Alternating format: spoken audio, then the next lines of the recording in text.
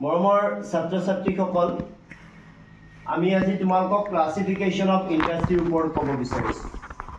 এটা তোমালোকে গম পাইছা যে ইন্ডাস্ট্ৰি মানে কি ইন্ডাস্ট্ৰি হল এটা ইকোনমিক এক্টিভিটি যেটো ইকোনমিক এক্টিভিটি কিহৰ ওপৰত বেসড হয় প্ৰডাকশন অফ গুডস এতিয়া ইন্ডাস্ট্ৰিৰ ক্লাসিফিকেশন সমূহ মই বোৰ্ডত তোমালোকক আকি দেখুৱাইছো যেটা আমি বিভিন্ন ধৰণে ক্লাসিফাই কৰিব পাৰো on the various basis on the various basis বুলি ক'লে কি কি আহিব on the basis of size on the basis of raw material and on the basis of ownership গতিকে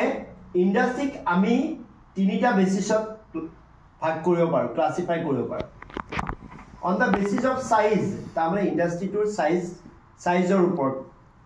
সাইজৰ ওপৰত যদি আমি ভাগ কৰো তেতিয়া আমি তাত তিনিটা ভাগত আমি ভাগ কৰিব পাৰো এটা হল লাৰ্জ স্কেল ইন্ডাস্ট্ৰি এটা হল স্মল স্কেল ইন্ডাস্ট্ৰি আৰু এটা হল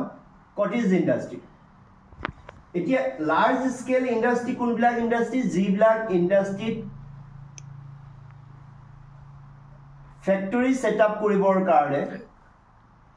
1 crore more than 1 crore investment হয় ক্যাপিটাল ইনভেষ্টমেন্ট আৰু যদি 1 কোটি টকাত কয় less than 1 crore of investment হয় ইন্ডাস্ট্ৰিয়েল সেটিং আপত তেতিয়া হেতু হ'ব স্মল স্কেল ইন্ডাস্ট্ৰি আৰু স্মল স্কেল ইন্ডাস্ট্ৰিটো তোমাৰ সাধাৰণতে কি হয় ফ্যামিলি ওনাৰশিপতে বেছি থাকে আৰু কটেজ ইন্ডাস্ট্ৰিটো হল কোনবিলাক ইন্ডাস্ট্ৰি যত তোমাৰ যিবিলাক ইন্ডাস্ট্ৰি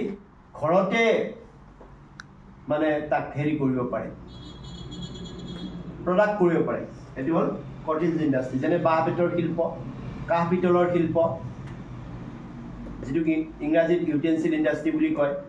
কবাৰ শিল্প কুটিৰ শিল্প অসমত মানে এটো কটেজ ইন্ডাস্ট্ৰি আৰু যদি on the basis of raw materials আমি ইন্ডাস্ট্ৰি ক্লাসিফাই কৰো তেতিয়া তাত আহিব তোমাৰ agro based industry mineral based industry pastoral based industry তাৰপিছত মেৰিন বেসড ইন্ডাস্ট্ৰি আৰু ফৰেষ্ট বেসড ইন্ডাস্ট্ৰি এটা কথা হল এগ্ৰো বেসড ইন্ডাস্ট্ৰি যেটো ইন্ডাস্ট্ৰিত ৰ মেটেৰিয়েল টু এগ্ৰিকালচাৰ প্ৰডাক্টস হয় খেতিৰ পৰা উৎপাদিত বস্তুটোক আমি ৰ মেটেৰিয়েল হিচাপে ইউজ কৰিব পাৰো যেনে cotton industry jute industry sugar কেন এইবিলাক হল এগ্ৰো বেসড ইন্ডাস্ট্ৰি আৰু মিনাৰেল বেসড ইন্ডাস্ট্ৰি হল সেইবিলাক ইন্ডাস্ট্ৰি যত ৰ মেটেৰিয়েলছ টু মিনাৰেলছ হয় এতিয়া তাত iron industry two mineral based industry হ'ব গতিকে মিনাৰেলছ টু যত ৰ মেটেৰিয়েলছ হিচাপে ইউজ হয় এটো হল তোমাৰ মিনাৰেল বেসড ইন্ডাস্ট্ৰি যত আকৌ যিবিলাক ইন্ডাস্ট্ৰি তোমাৰ কি হয়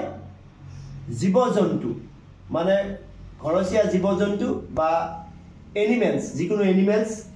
ৰ মেটেৰিয়েলছ হিচাপে ইউজ হয় সিহঁতৰ স্কিনটো হ'ব পাৰে সিহঁতৰ বোনছ হ'ব পাৰে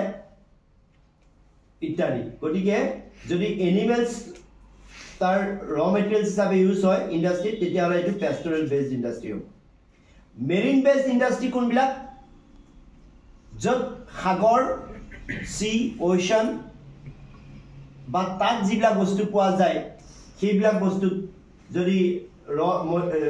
মানে ৰ মেটেৰিয়েলছ হিচাপে ইউজ কৰা হয় তেতিয়া হলে হেতু marine based industry fishing industry to marine based industry সাগৰৰ যেটো মৎস্য ব্যৱসায় তাৰপিছত শিপিং ইন্ডাস্ট্ৰিটো নিজে এটা তোমাৰ মেৰিন বেসড ইন্ডাস্ট্ৰি হ'ব তাৰপিছত ফৰেষ্ট বেসড ইন্ডাস্ট্ৰি ফৰেষ্টত পোৱা জংগলত পোৱা বস্তুবিলাক যদি ৰ মেটেৰিয়েলছ হিচাপে ইউজ হয় তেতিয়া হলে হেতু ফৰেষ্ট বেসড ইন্ডাস্ট্ৰি হ'ব যেনে পেপাৰ ইন্ডাস্ট্ৰি তাৰপিছত তোমাৰ পেপাৰ ইন্ডাস্ট্ৰিৰ লগত আৰু কিছুমান হ'ব ফাৰ্মাটিউটিকেলছ কাৰণ মেডিচিনছ যিবিলাক হাৰ্ব তাত হেবিলাক ফৰেষ্টৰ পৰা কালেক্ট কৰা হয় মেডিচিন বনোৱাত গতিকে সেইবিলাক ফৰেষ্ট বেসড ইন্ডাস্ট্ৰি হ'ব গতিকে এইখিনি হল তোমাৰ তাৰ ৰ মেটেৰিয়েলছ বেসড ইন্ডাস্ট্ৰি এইখিনি ৰ মেটেৰিয়েলছ বেসড ইন্ডাস্ট্ৰি আৰু এটা আহিল on the basis of ownership মালিকীস্বত্ব on the basis of ownership আকৌ আমি ইন্ডাস্ট্ৰিক তিনটা ভাগত ভাগ কৰিব পাৰো এটা হল পাব্লিক সেক্টৰ এটা হল প্ৰাইভেট সেক্টৰ আৰু এটা হল জয়েন্ট সেক্টৰ ইয়াৰ লগত আমি আৰু এটা সেক্টৰ ধৰিব পাৰো এটো কোঅপাৰেটিভ সেক্টৰ এতিয়া চোৱা পাব্লিক সেক্টৰ কোনবিলাক ইন্ডাস্ট্ৰি যিবিলাক ইন্ডাস্ট্ৰিত সৰকাৰ গভৰ্ণমেণ্ট ওনাৰ হয় আৰু অপাৰেটেড বাই গভৰ্ণমেণ্ট সেইবিলাক হ'ল পাব্লিক সেক্টৰ আৰু যিবিলাক ইণ্ডাষ্ট্ৰিত ওনাৰশ্বিপ প্ৰাইভেট ইণ্ডিভিজুৱেলছ হয় অপাৰেটেড বাই প্ৰাইভেট ইণ্ডিভিজুৱেলছ সেইবিলাক প্ৰাইভেট সেক্টৰ আৰু জইণ্ট সেক্টৰটোত গভৰ্ণমেণ্ট আৰু প্ৰাইভেট দুইটাই লগ লাগি যিবিলাক ইণ্ডাষ্ট্ৰি ৰান কৰা হয় সেইটো জইণ্ট সেক্টৰ আৰু এটা আছে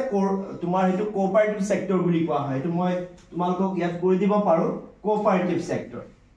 এটা কোঅপাৰেটিভ সেক্টৰটো কোনবিলাক জানানে কোঅপাৰেটিভ সেক্টৰটো তাত কোনো মালিক নাই মানে ওয়াৰ্কাৰ্স আৰু ওনাৰ্স both are together